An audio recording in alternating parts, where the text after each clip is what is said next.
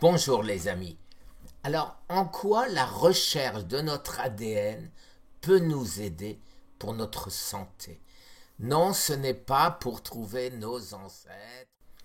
Il existe un type de test qui nous donne des informations extrêmement importantes sur notre santé. Alors, ce test ne nous donne pas, bien évidemment, notre état de santé actuel. Il nous donne la propension que nous pouvons avoir à attraper telle ou telle maladie. Alors, le test que nous avons décidé de faire avec notre partenaire Eric Berg, c'est DNA Health. DNA voulant dire ADN. Alors, à quoi ça sert? DNA ou ADN Health, santé, teste les variations génétiques connues pour avoir un effet significatif sur la santé et la susceptibilité aux maladies chroniques. DNA Health rend compte des principales voies biologiques qui régissent la santé globale et aide à comprendre comment les faiblesses génétiques de ces voies peuvent augmenter la prédisposition aux maladies chroniques du mode de vie. Alors là-dedans, quand on va me faire le test, est-ce qu'il y aura une indication de pourquoi j'ai attrapé un cancer? Alors, comme d'habitude, je joue au cobaye.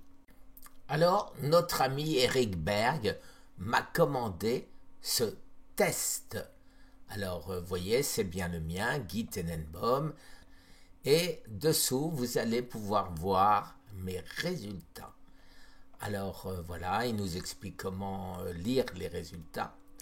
Alors, ce qui est le plus important, c'est de voir High Impact Moderate. Bon, c'est moderate, ça peut jouer un rôle, mais High Impact, c'est certain que ça joue un rôle. Alors, les lipides, vous voyez, moderate, bon, les lipides, c'est le gras, hein, mon métabolisme du gras. Méthylation, détoxification, aïe, aïe, aïe. Inflammation, les amis. Inflammation, c'est aïe. Au-dessous, oxydative stress, je suis surpris, moderate. Bone health, c'est-à-dire les os, ça va. Et mon insuline sensibility moderate. Voici donc le rapport. Et ce rapport, c'est assez amusant parce que les conseils prodigués, c'est exactement ce que je fais. À part faire attention à son poids. Actuellement, c'est pas terrible. La diète méditerranéenne, il faut que je mange les baies, hein, red, blue, c'est-à-dire les blueberries, les raspberries, les framboises, enfin, etc. Des légumes tous les jours. Je dois utiliser le ginger, le turmeric, et je dois prendre tout ce qui est trans, resveratrol, enfin tout ce qui est mes nutriments. Et ce que je dois éviter, les amis, les grains, les céréales, bien sûr le sucre au maximum, les trans fats, certaines grasses de viande qui naturellement j'en prends très peu. Donc raison supplémentaire pour moi de ne pas prendre les 75% de gras recommandés dans le régime cétogène. Ensuite, les laitages, vous savez, hormones de croissance, sucre, lactose et caséine, la protéine. Donc les seuls, j'essaye de me limiter au ce qu'on appelle l'heavy whipped cream, où on a enlevé la caséine, soit les protéines, et où on a enlevé tout le lactose, donc carbohydrate zéro.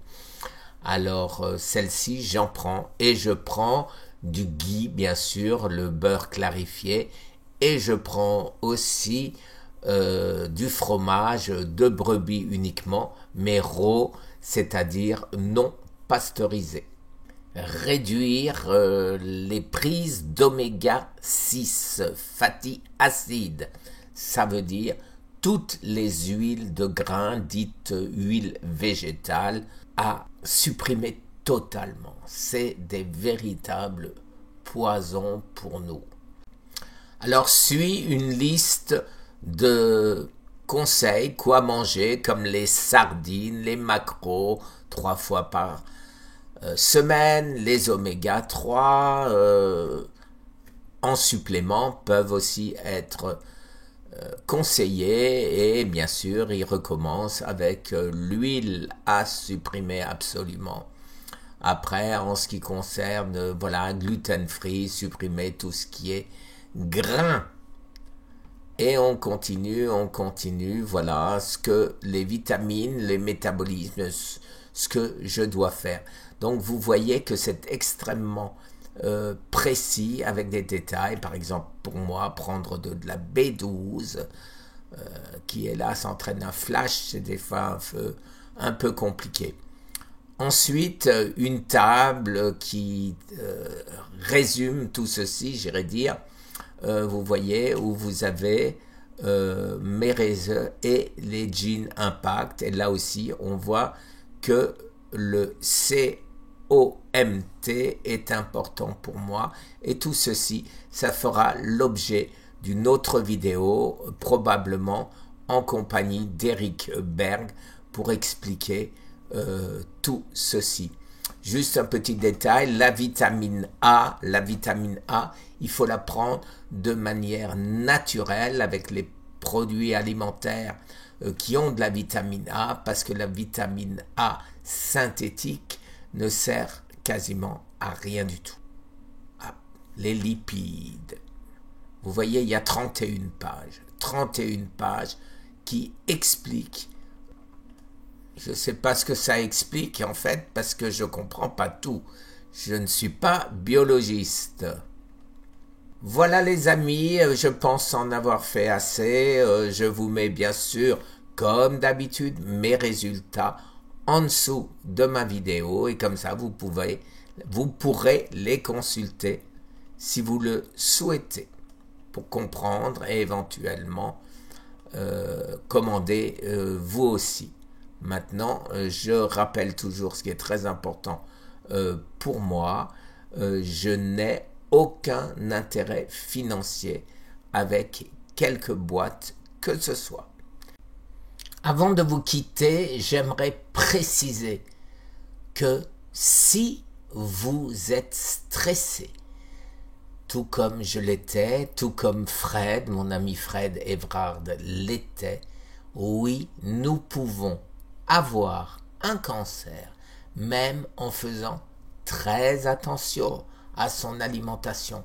Fred, contrairement à moi, n'a jamais fabriqué le lit de son cancer. Il avait une alimentation et une vie extrêmement saine, remplie d'exercices physiques, pas d'erreurs. Moi, ce n'était que des erreurs et aucun exercice physique. Mais ce qui a entraîné mon cancer, c'est le stress. Alors, ne stressez pas. Rien n'est plus important que notre vie. Merci les amis. Très très bonne journée. Au revoir.